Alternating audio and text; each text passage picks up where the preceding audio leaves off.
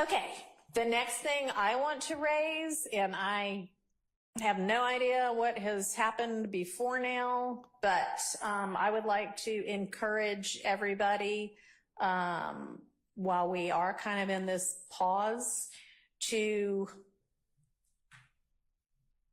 talk to each other about whether there are any plea negotiations that might be fruitful, whether there is any room for movement by anybody on anything, any plea. I mean, I'm willing to entertain any kind of plea at any time. It can be a joint recommendation. It will be non-negotiated, since we're in the middle of a trial, but it can certainly be a joint recommendation, or it can be state wants this, defense wants that, or it can be we all want to keep going with this trial. I am here to give everybody a fair trial and everybody a fair shake, follow the law. But I invite during this pause, if y'all want to think about that and talk about that, now would be a good time to do that. Okay? All right, so I think that y'all have a lot to do and I have a lot to do, and we will plan to get all of our filings and all of our responses in before the end of next week at the dates that I had provided. And why don't we plan to maybe not Monday, but Tuesday, the 30th. All convene here at 8:45 and just start tackling everything that got filed, okay? And we'll plan to go pretty much all day until we finish every day that week. And by the end of the week, I'll know whether we are at a spot to bring a jury in or whether we need another week. All right, anything else from anybody? I have a question, Your Honor. Yes. The court instructed that we provide the court with evidence for which there may be admissibility issues. Yes. I wanted to ask for the court's clarification if that meant whether there have been prior motions to suppress filed, or if the court is instructing that notwithstanding the absence of a motion to suppress on a particular piece of evidence, that we are now going to be entertaining motions to suppress. For instance, if there's a recording that we have turned over, will the court be entertaining motions to? So I don't really know what the expectation has been. I mean, if this had been my trial from the get-go, we'd have litigated all the motions to suppress by now. Motions to suppress shouldn't really be getting filed mid-trial. That being said, I would rather, if somebody is going to stand up and say this is 100% unconstitutional for X, Y, and Z reasons, I shouldn't be letting in something that's unconstitutional for X, Y, and Z reasons. So I'd like to know it, but I mean, I want it to be a legitimate, valid concern evidentially, constitutionally. I don't want it to be, you know, here's my chance to challenge everything under the sun. So I don't know if that answers your question, but you know, it sounds like there are chunks of evidence that everybody has just basically not gotten to yet. And y'all have sort of said, all right, we'll get to that when we get to this witness. And if y'all have been operating on a kind of rolling, all right, when we get to this witness, we'll deal with that evidence, then if that's what the expectation has been, then I wouldn't expect y'all to have all filed all of your challenges. I don't know what's been going on. Your Honor, that has not been the case. No, but because of the way that the court indicated that the court wanted parties to provide evidence regarding admissibility issues, I just wanted to make certain that I understood what the court was instructing. There have been evidentiary issues that I believe the parties disagree on. The state disagrees with counsel for defendants' interpretation of what is ripe and what is valid for contesting at a particular moment. I don't doubt those will continue to arise, but I was asking as it pertains to what the court instructed just a second ago regarding evidence. I didn't know whether the court was doing something different than what I did. Okay. So I don't intend to revisit rulings on evidence that's already come in. But for evidence that we know is out there and was going to be introduced a month from now with, witness Jones, if y'all been doing that on a rolling basis and y'all know that there are going to be evidentiary issues with it, things that I would have considered motions in limine, then I want us to all go ahead and voice that now and sort it out so that we know when the witness shows up, what can be talked about and what can't be. And I don't know if that gave you clarification. Okay. All right. Ms. Abbasi. Yes, Your Honor, if I may, I would have to disagree with Ms. Love that it's been going along that we've already had motions about what is not admissible. Just to propound on kind of what Your Honor was mentioning and what the task of defense faces, we have a list of 8,000 jail calls. We haven't listened to 8,000 jail calls, and I think probably the majority of them are not relevant. Everyone would agree that they're not relevant. The state's not actually going to introduce all of those jail calls. However, defense, our burden, if we don't raise the objection, it's been waived, and then it comes in at trial. Okay. So, that's why the witness lists with what this is relevant to and what evidence is going to be used is going to be, I hope, very helpful in giving us all a better kind of groundwork. Yes, Your Honor, that is precisely what I'm asking. Okay. 20,000 pages of Instagram, it's going to be these ones. Okay. Okay. And Judge, Yes, sir, Mr. Adams. good afternoon. Again, Judge Keith Adams with Mr. Steele for Mr. Williams. Just to, I think the court wanted to know if there are things that Judge Glanville had been doing in regards to that particular issue.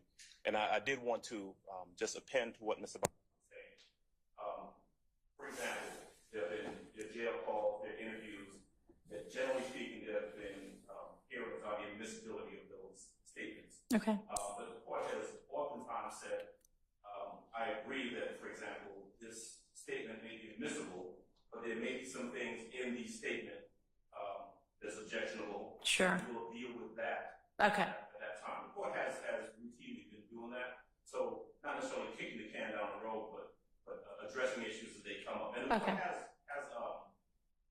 urged both sides in advance of that issue coming up. If we can get together and iron some things out, let's do it. We've been working to do that, but there have been routinely times where we said we just disagree, and we've had to take those items up. And I think what you would like, what Judge Glanville has asked, is that let's let you know about it as far in advance as we can.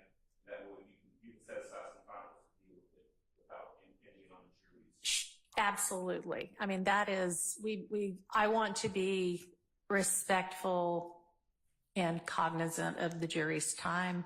I also want y'all to all know what to expect to the extent you can, and litigate everything that we can litigate beforehand, if it's going to be necessary. Now, if there's some totally irrelevant Instagram post and the state knows they're not going to use it, but they listed it 1,000,000 years ago, their updated list that they're going to share with everybody should not include the Instagram post that they know they're not going to use.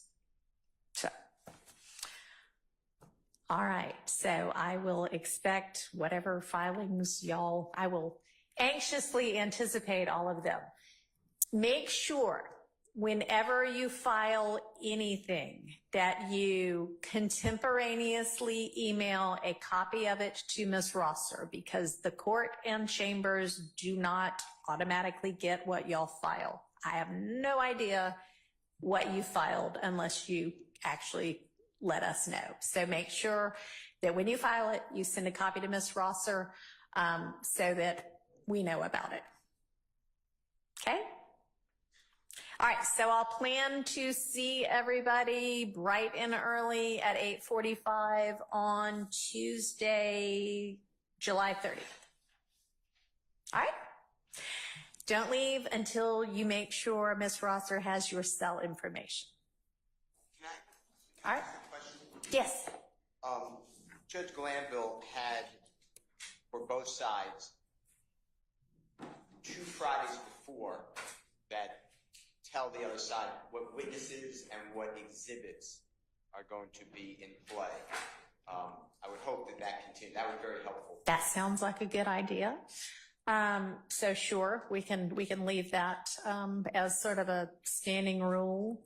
And I suspect that this is true as well, but let me go ahead and say that as we're going through trial, I expect you to have your next witness ready to go. I don't want there to be a 5-minute pause between one witness getting off the stand and the next witness getting on the stand.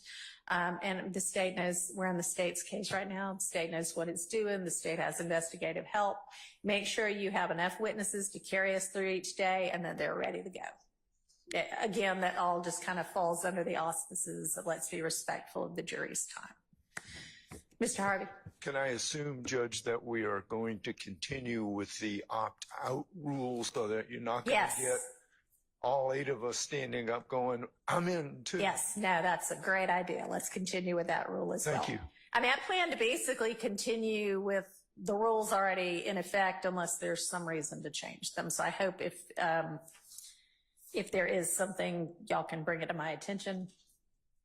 Otherwise, we'll just keep rocking as before. All right, thanks everybody. To be honest, remember the press, there was a rule in place for the members of the press to keep the witness list on Friday, so if someone would be excluded to be shown on camera, I want to make sure that's still in place. Okay, so I guess y'all would have agreed beforehand that a particular witness shouldn't be shown on camera, and then who gave the list? The state has been providing to members of the press the list of those persons, and the judge has made rulings regarding those. So I saw a ruling that said if there's somebody who, for whatever reason, shouldn't be shown, whatever kind of concerns, then they won't be shown in the, but it wasn't exhaustive. it seemed that was kind of a witness by witness thing, and that there was an opportunity for input. Yeah, there's an order that the judge entered, and there were certain reasons that the state would request that witnesses not be televised. I believe that was to be provided to us the Friday before, and then we would have the opportunity to object to that by Monday. Right. And then the judge would make a decision based on his criteria whether that witness should be shown on television or not. Right. And I believe that Mr. Harvey has a standing objection to all witnesses at this point. Okay. Wait. To all witnesses being shown or being excluded? Okay. Well. No witnesses excluded. I don't want to speak for Mr. Harvey. All right. And I'm in concurrence with this. Okay. Well, that's why I guess it's being taken up on a case witness by witness basis. So, Ms. Love, then you're providing that to the court and the opposing counsel.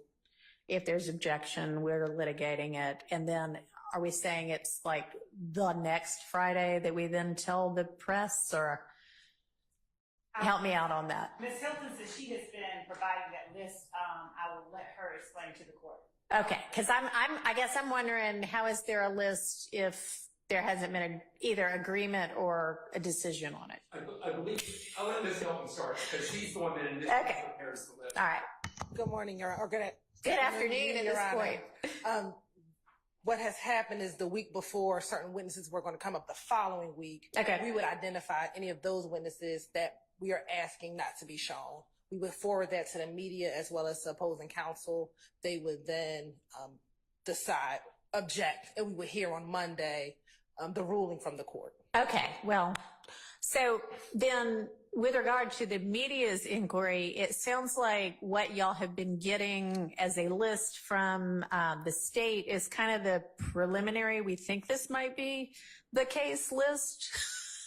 But Ms. Hilton, do you then give them and here's what our determination was list, or? So normally the court has put on the record that Monday, whether or not that witness should not be shown. Okay, so you've got your list and you either strike that person off because I said they can be seen, or you just go with what's on there. Okay, that makes sense. So yes, we'll continue with that as well. All right, we're in recess.